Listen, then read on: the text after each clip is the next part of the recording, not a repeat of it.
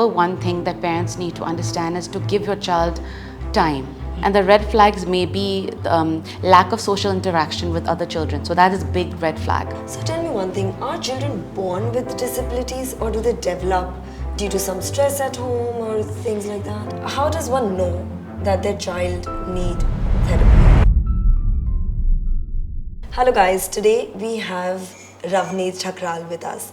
She is a child language and speech therapist and treats children between the age of 2 and 10. She's come all the way from Thailand to share her expertise with us. Thank you, Ravneet, for joining us on Unmasked by Skin Yoga. Thank you so much, Jagrati, for having me. I'm very excited to share with you what I know and my knowledge. Sure. So to begin with, how does one know that their child need therapy?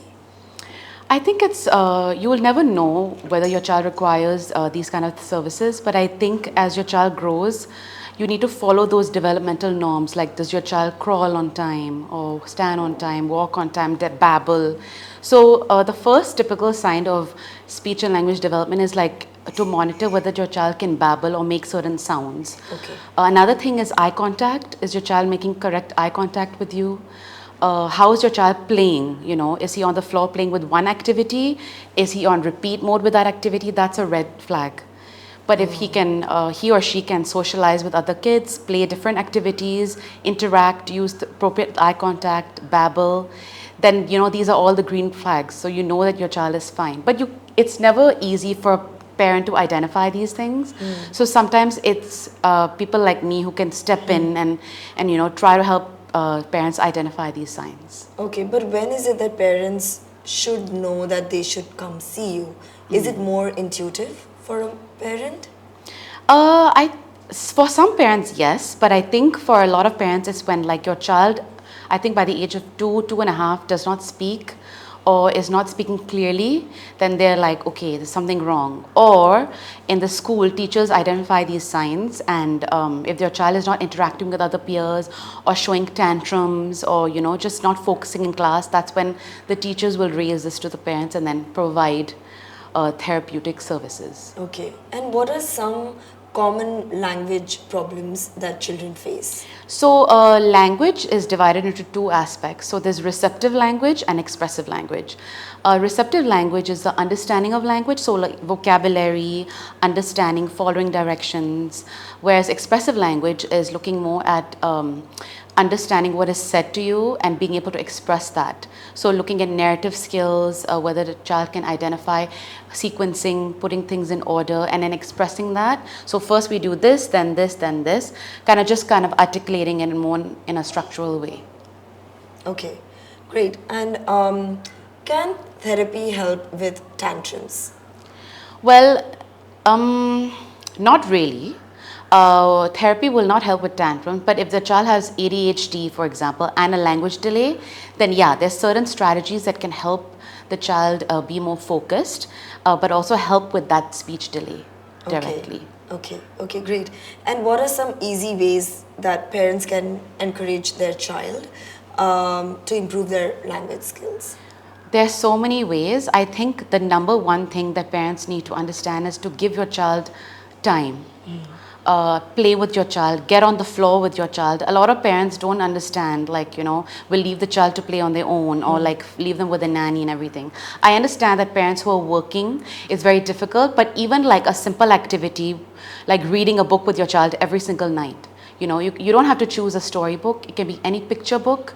You're just kind of going through that with your child, and it's a very interactive activity with your child. You can be like, you turn a page and be like, oh wow, look at her, and then see what your child has to say about it, and then go from there. You don't have to be systematic and read the child the story. But be present for whatever little time. Exactly. And I think children, really follow along with the parents. So whatever the parent is doing or saying, the children can really learn through the environment. Yeah. Do you think therapy helps children with attention issues? Yes, it certainly can, especially when you're focusing on like understanding and following directions. The child is going to sit and focus on that. Okay.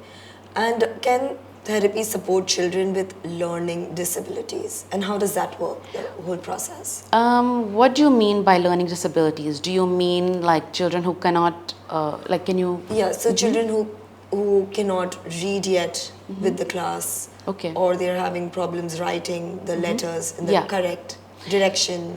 Sure. So, like these learning disabilities, I can help with, but I would need to have the company of occupational therapist. So, we will work together to tailor the child's needs. So, like handwriting and all is not where my expertise come, but I can provide those words that the child needs to be able to write and use the help of a occupational therapist to guide the child on how to grasp the pencil. So this is where fine motor skills come into play, and we work together as a team to enhance the child's development. Okay, but what are some red flags that, a parent should look for, before taking the child for therapy?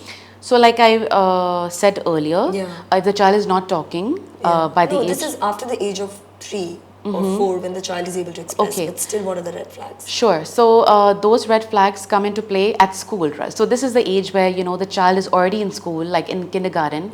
So the teacher is able to observe the child in the school environment. And the red flags may be lack of social interaction with other children. So that is big red flag. Because if the child is not interacting and is in a corner, then they're isolated. And that puts them more into themselves. They're more within themselves and not able to express. So that's one of the biggest red flags. And the second red flag is basically when the teacher is doing a particular activity and the child is not able to focus or does not understand those concepts, then they get referred to me, and I can come into the classroom and really tailor the child's needs and really break it up for them. So make the task simpler for the child. So, what can a parent do in certain cases? Because I think in every classroom there's one child Right. who likes to sit separately, doesn't want to engage with the peers yet. But that could be only for a couple of years. Right. So a lot of parents think that it's only for the phase, Yeah. give this child some time and it becomes fine. Yeah, so I think for parents, it's very important to spend time with the child, but also expose the child to the outer world. So like a simple activity is to go to a park, for example, with the child and expose the child to nature and talk about things that are happening in the park. Like, oh, look at that boy is riding a bicycle, like, let's play in the sand, slider, like, just a simple activity like that, and just spending time with the child, taking him out, having play groups. I think that will really kind of like initiate the child's interaction with other peers, and this will help guide them in school better. Okay, and what about home? How can parents create a supportive environment at home? I think a supportive environment is including the child in everything that they do. Because I think when you isolate the child, that's when, the child is not going to learn. Include them during meal time, for example, or a simple, even if you're sitting on the sofa, play a game together. Like it can be a card game or it can be a board game. Just kind of include your child with everything that you do at home. Okay. And what are few tips for parents, to calm down a child who's overwhelmed? Okay, so few tips would be deep breathing. So as part of my therapy, I also look at a lot at emotions and feelings. So using flashcards and stuff like that as well to help with the child identifying emotions. I think that's number one. And doing a lot of deep breathing, relaxation stuff with the child. And also giving the child this space. So putting them in a corner and making that corner calm, like maybe putting their favorite stuffed toy, or like, having like pillows around them or something, just to kind of like let them calm down or lie down for a little bit. Stuff like that. Okay. What is the role of body language in speech and behavior therapy? It's huge. It's everything, actually. I think, eye contact, for example, that is number one thing, and using gestures. I think when you're talking to the child, you're just not going to like look at the child like this and talk to them. You need pointing, you need gestures, you need eye contact, you need to make it fun and engaging. Interesting. And how can we make therapy fun for kids? It might quite be like they might be anxious, that this is something, like how is it that we can make fun?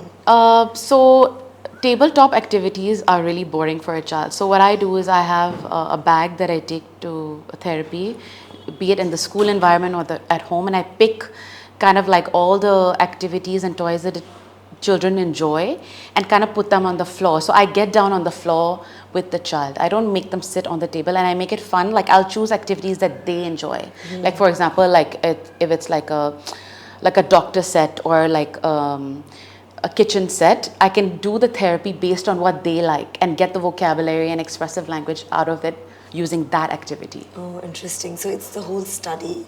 Yes. Previously, you told me you've studied this for 6 years and understand how the mouth area of a child develops. Yes. Wow. What's the connection between speech therapy and reading skills? Okay, so speech is only looking at the muscles of the mouth and how the tongue, lip, and jaw muscles work and produce the sounds. Whereas reading and language therapy is looking more as the expressive side of things. So talking in sentences, writing sentences, explaining things, describing things. So it's a different approach. So speech is one aspect, language is one aspect. Sometimes children come to me for both. Sometimes it's just speech, sometimes it's just language. It just depends on the child's needs at that time. And how long does it take? I understand it could really differ Yeah. from child to child, but how long does it take? Normally 3 to 6 months for like a lesser, like if it's just like a normal delay. But it can take up to like a year, 2, 3 years sometimes if it's like a more difficult diagnosis like Down syndrome or like autism, dyslexia, stutter. Those take a little bit longer. Okay. But I've discharged kids in 3 months as well. Oh, wow. Amazing. You're doing such a great job. Thank you. It's so helpful for the parents, because it's, as parents, your child is everything. And when you see them struggle, your heart hurts, but you can't help it. So tell me, what are the most common problems that you deal with? Most common problems that I'm dealing with is a delay in the motor muscles. So a lot of the children cannot talk clearly because there is a physical component, like a muscle motor component aspect into it. So I do a lot of I actually take my fingers and I get into your child's mouth, like wearing gloves obviously, but I do a lot of oral massages to help strengthen the tongue. I've been trained in motor speech. Last year I went to Malaysia for a 2-day workshop to get trained in this. So I have different tools. It's called Talk Tools. So I have these different tools that I bought that I use in therapy to strengthen those muscles of the mouth, to be able to let the child speak clearer, or even children who don't speak at all. I use these tools to help them speak. So tell me one thing, are children born with disabilities or do they develop due to some stress at home or things like that? It can be both. Some things are genetic, some things are actually learned along the way. So it's very difficult to say, but it just differs child to child. Okay, amazing. If there was one suggestion you could give to parents so that they could make the lives of their kids better, what would it be? I think your time. I think your time is so important for your children. I mean, they have so much to give you, and you also should have the same thing to give them. Because these tiny humans, they just absorb everything, they learn everything so fast. So if you give them your time and your energy, you will see them go a long way. How much time?